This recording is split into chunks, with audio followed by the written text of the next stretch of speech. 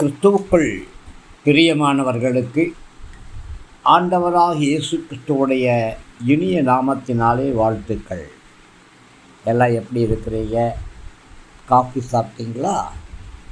இந்த நாளின் காலை வேளையிலே நாம் எடுத்துக்கொண்ட வேத பகுதி லூக்கா சுவிசேஷம் 1ஆம் அதிகாரம் 38வது வசனம். அதற்கு மரியாள், இதோ நான் ஆண்டவருக்கு அடிமை, உம்முடைய வார்த்தையின்படி எனக்கு ஆகக் கடவது என்றாள்.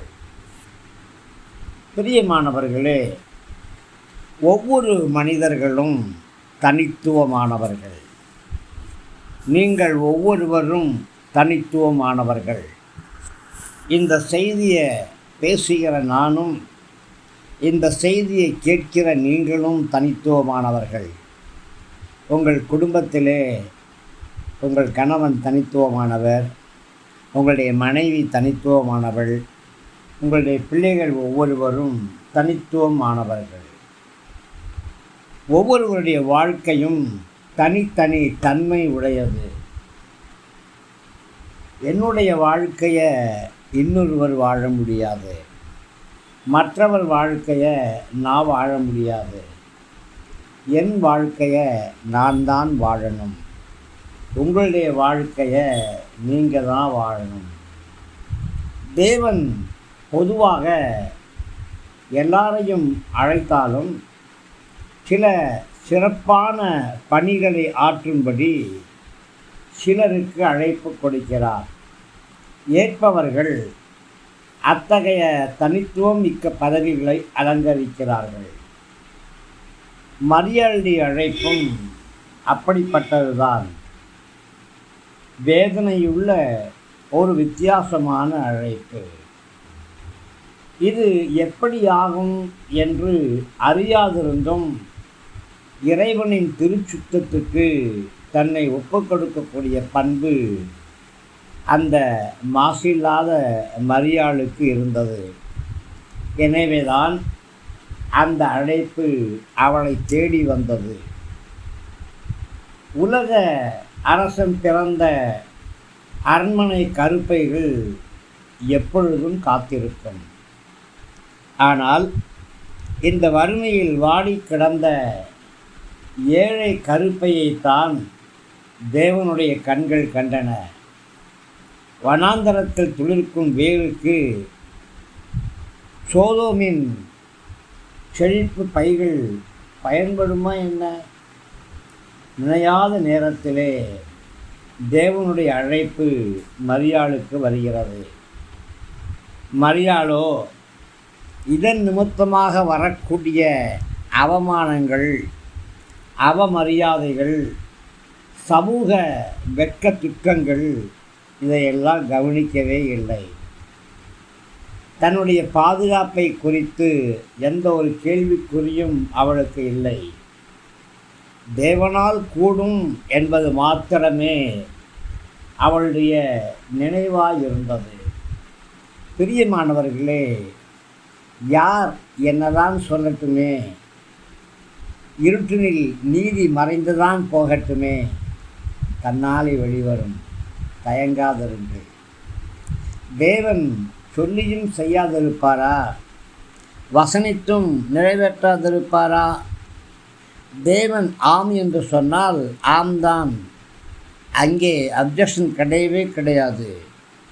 ஒரு தடவை ஆம்னு சொல்லிட்டு அடுத்த தடவை இல்லை இல்லை தப்பாக சொல்லிட்டேன் அப்படின்னு சொல்லக்கூடிய தேவனும் கிடையாது. பொய் சொல்ல அவர் மனிதன் அல்ல. மனம் மாறுவதற்கு அவர் மனுபுத்திரனும் அல்ல. ஆம், நினையாத நேரத்திலே இயேசுவின் அன்னையாகிய மரியாளுக்கு ஒரு அழைப்பு வருகிறது. சமூகத்தின் வெட்கங்கள், துக்கங்கள், வேதனைகள், தன்னுடைய பாதுகாப்பு எதையுமே அவள் நினைவுறவில்லை.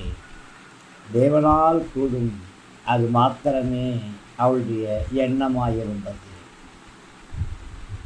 கிறிஸ்துவுடைய பிறப்பையும் கிறிஸ்துவுடைய இறப்பையும் தன் கண்கால் கண்ட ஒரே மனுஷியாக மரியாள் காணப்படுறாங்க.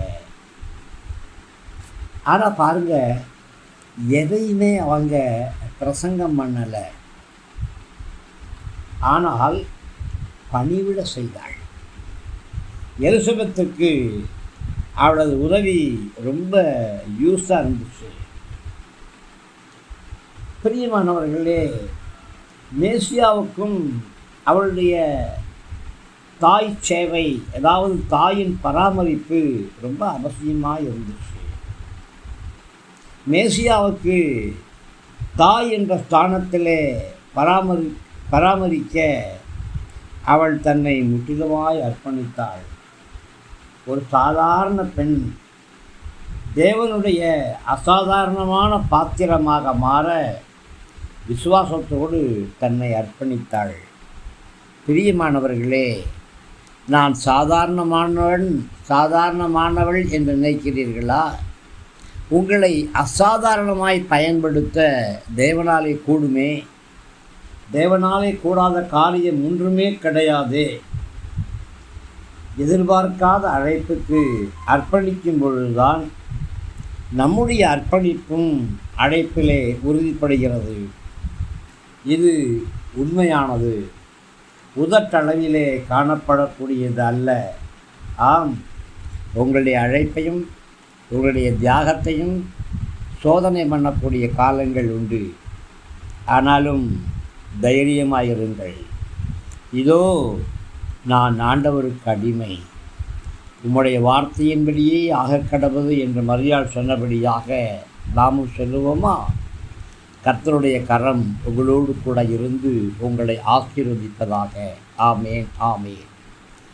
கிறிஸ்துவுக்குள் பிரியமானவர்களுக்கு அபிஷேகம் செய்யப்பட்ட இந்த ரேமா வார்த்தைகள் உங்களுக்கு ஆசீர்வாதமாக இருக்கும்னு விசுவாசிக்கிறேன். தயவாக நம்முடைய ஜீசஸ் பிளஸ்ஸிங் யூடியூப் சேனலை லைக் பண்ணுங்கள், ஷேர் பண்ணுங்கள், சப்ஸ்கிரைப் பண்ணுங்கள், கமெண்ட் பண்ணுங்கள். உற்சாகமான காணிக்கைகளாலே நம்முடைய ஊழியங்களை தாங்குங்க. கிருபை அனைவரோடும் கூட இருக்கட்டும். ஆமேன், ஆமேன், ஆமேன்.